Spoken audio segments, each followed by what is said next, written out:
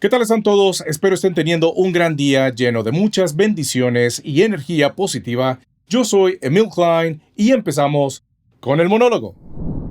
La historia es testigo de cómo aquellos gobernantes que traicionaron la confianza del pueblo son relegados al olvido y al desprecio en las urnas.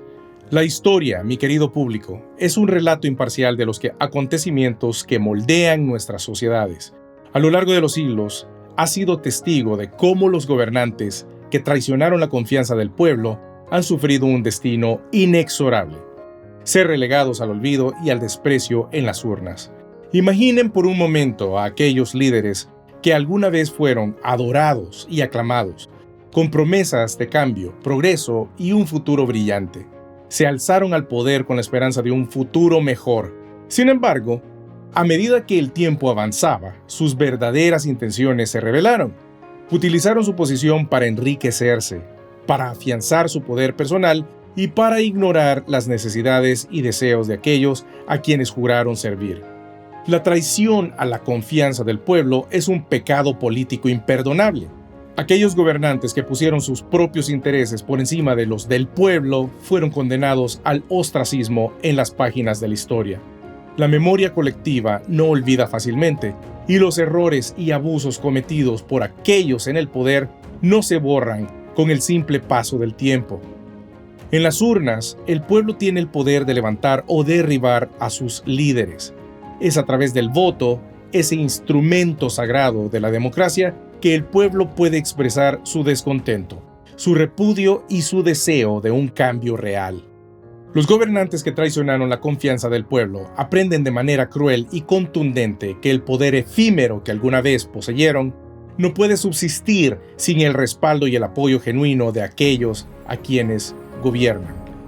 En ese momento trascendental, el pasado y el presente se entrelazan en un momento de justicia poética. Las voces del pasado se unen a las del presente y el veredicto final es emitido. El olvido y el desprecio se convierten en los compañeros de aquellos que abusaron de su poder y traicionaron la confianza del pueblo. Pero no debemos quedarnos en la complacencia de la historia. Más allá de las urnas, es nuestro deber como ciudadanos mantenernos vigilantes y responsables. Debemos recordar siempre el poder de nuestra voz y nuestro voto, y asegurarnos de que aquellos a quienes confiamos nuestro destino sean dignos de esa confianza. La historia nos enseña que ningún gobernante está por encima del juicio del pueblo, y así como guardianes de la democracia debemos estar preparados para recordar, exigir y responsabilizar a quienes gobiernan en nuestro nombre. Solo así, juntos, podemos escribir un futuro en el que la traición sea reemplazada por la integridad y donde los líderes verdaderamente sirvan al bienestar de sus conciudadanos. En la balanza del tiempo, los gobernantes que traicionaron la confianza del pueblo se desvanecerán en el olvido, mientras que aquellos que sirvieron con honestidad y devoción serán recordados como guardianes de la esperanza y el progreso. Que esta lección de la historia perdure en nuestras mentes y corazones y nos inspire a luchar por un futuro en el que la confianza sea el cimiento de una sociedad justa y equitativa.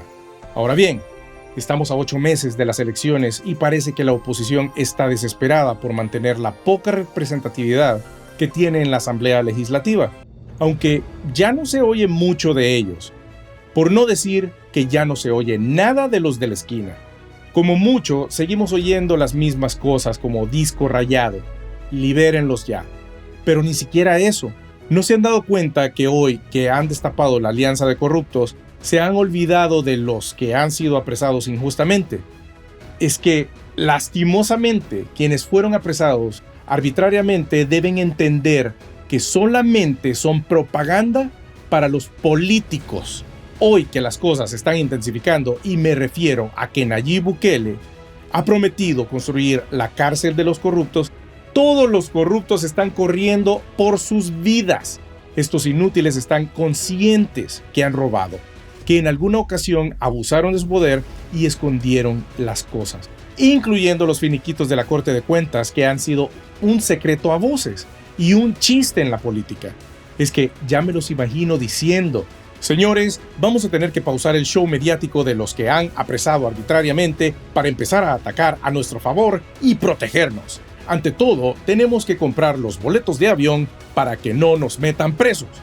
Por otra parte, los medios de comunicación que una vez controlaron las masas y tergiversaron la información para hacer ver bien a los corruptos, hoy solamente se han quedado para quejarse que nadie los quiere oír. Y es por ello que he elegido un fragmento de la prensa gráfica donde este señor Cristian Villalta, gerente editorial del grupo La Prensa Gráfica, nos dice lo siguiente. Esto fue escrito el 14 de mayo del corriente año. Al presidente no hay manera de refutarle sus argumentos, porque detrás de sus expresiones solo hay algunas ideas, no una construcción elaborada ni una ideología reconocible. Algunas de sus líneas son hasta pseudo-socialistas. En otras hay un potente móvil oligárquico. A veces parece estar posicionado a la vanguardia, pero en los grandes temas sociales el suyo es un pensamiento conservador y reaccionario. Siendo así, no hay ninguna retribución estratégica en confrontarlo, excepto la de los aplausos de los groupies ocasionales. Y ahí es donde El Salvador parece haberse quedado chiquito, cortito de pensamiento, huérfano de líderes. Todos los que tienen algo que decir, y ni se diga de los que tendrían que decir algo, están tan embelesados con fustigar al personaje, ridiculizar sus expresiones y demostrar que las mentiras son mentiras, que ya nadie promueve su propia identidad, la heterogeneidad y la diversidad. Ok, me parece interesante lo último que menciona, demostrar que las mentiras son mentiras, que ya nadie promueve su propia identidad, la heterogeneidad y la diversidad. Por lo que entiendo de la declaración, se está expresando la idea de que es importante demostrar que las mentiras son mentiras, es decir, desenmascarar la falsedad y la desinformación para evitar que se promueva como verdades. Además, se menciona que ya nadie promueve su propia identidad, lo que puede referirse a que las personas no están dispuestas a defender sus propias mentiras o a engañarse a sí mismas. En cambio, se enfatiza la importancia de la heterogeneidad y la diversidad, lo cual implica valorar y respetar las diferencias individuales y promover un ambiente inclusivo y tolerante. A ver. Es que esto no solamente es antagónico, sino iluso. En todo caso, debió decir que los pensamientos contrarios al oficialismo se consideran mentiras, pero decir que las mentiras son mentiras, él mismo se echa tierra encima. En pocas palabras, este señor está diciendo que la gente tiene derecho a mentir y desprestigiar al gobierno actual sin pruebas ni fundamentos. Y como soy profesor y he tenido que revisar muchos trabajos finales de graduación, me tomaré la tarea de hacer una crítica al siguiente artículo publicado por Factum. Bueno, es más una entrevista, pero veamos qué es lo que tiene que decir la oposición. El encabezado. Esta fórmula presidencial ha causado molestias y temor en el oficialismo, y les dejo el enlace en la descripción para que corroboren la información que les brindo.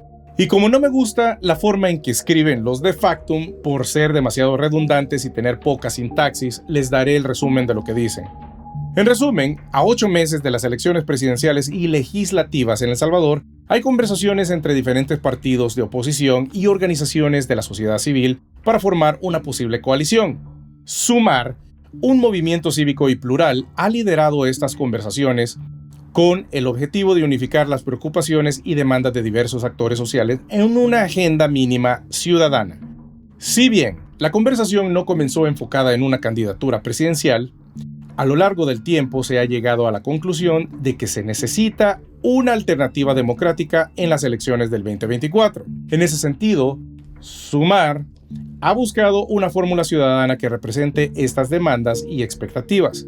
Hasta el momento se han propuesto los nombres de Luis Parada, abogado y militar en situación de retiro, y Celia Medrano, defensora de derechos humanos, como una posible fórmula presidencial, pero no hay un acuerdo firme al respecto.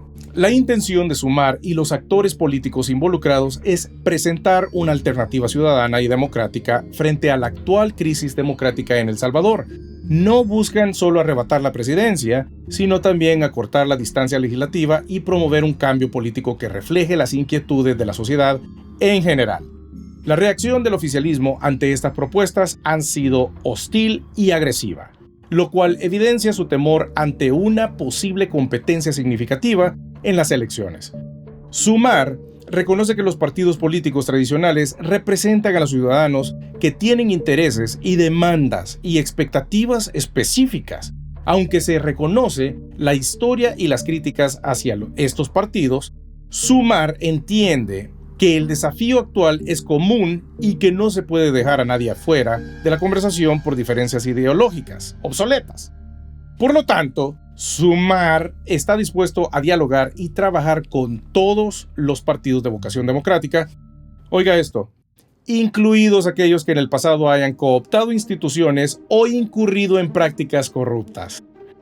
El enfoque principal está en construir una alternativa ciudadana y democrática para superar la crisis de la democracia que atraviesa El Salvador, de acuerdo a ellos.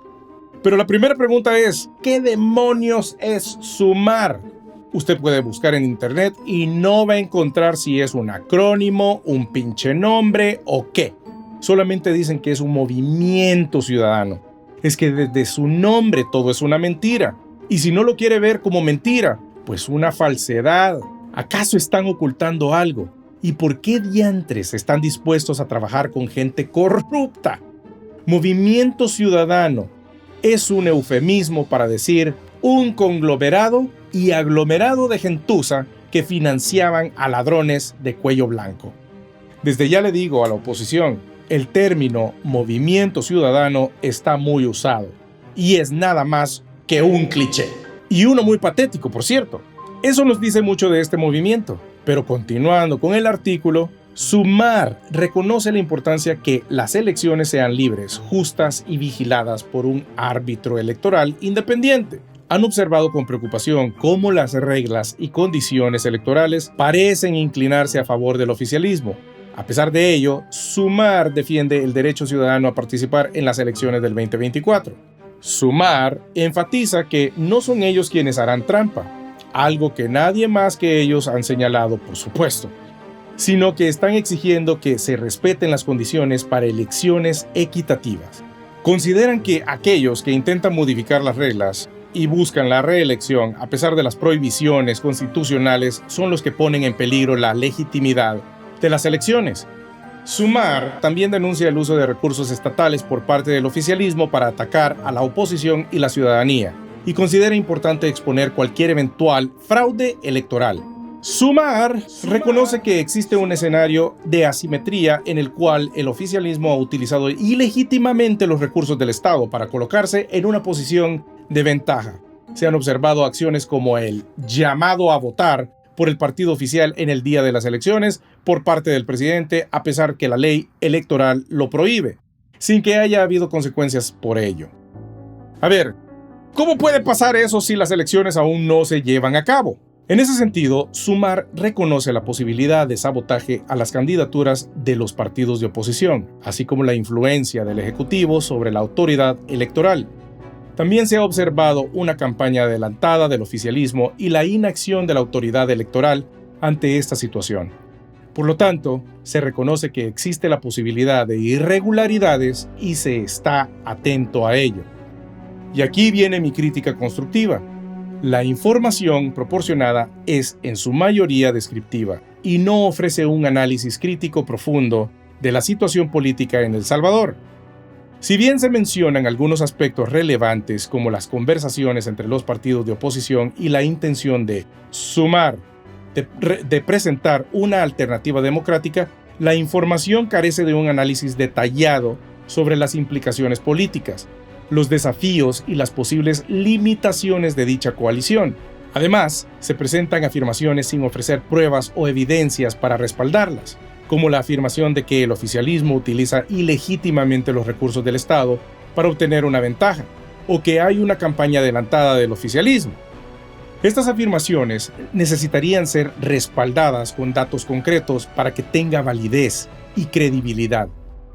En general, la información carece de una evaluación crítica y objetiva de los acontecimientos políticos en El Salvador, limitándose principalmente a proporcionar una visión superficial de las conversaciones y propuestas de Sumar. Sería beneficioso contar con un análisis más profundo que examine los posibles desafíos, riesgos y oportunidades de la coalición propuesta, así como un análisis de los actores políticos involucrados y sus agendas. Por mi parte, enviaría al reportero a hacer bien su trabajo, asimismo a obtener verdaderas respuestas y pruebas de lo que el entrevistado dice. Pero, ¿cómo pueden dar pruebas de lo que dicen si ni siquiera han compartido lo que significa sumar? ¿Es un acrónimo? ¿Siglas? ¿Un nombre que se le ocurrió a Pedrito? ¿Qué? Y aunque no soy tan estricto con mis alumnos, debo recalcar que estos ya no son estudiantes y que han sido los primeros en jactarse de ser periodistas. Bueno, hoy ya podrán decir que un youtuber los ha corregido y puesto en su lugar. Muy bien, damas y caballeros, lastimosamente hemos llegado al final del programa. Si es primera vez que pasa por aquí, recuerde suscribirse, darle like y darle a esa campanita para futuras notificaciones. Recuerde que estoy en redes sociales como en Twitter, @EmilKlein1, en Facebook como Política y Atlacatl y en Instagram como @Política y Atlacatl. Les deseo un bello día y será hasta la próxima.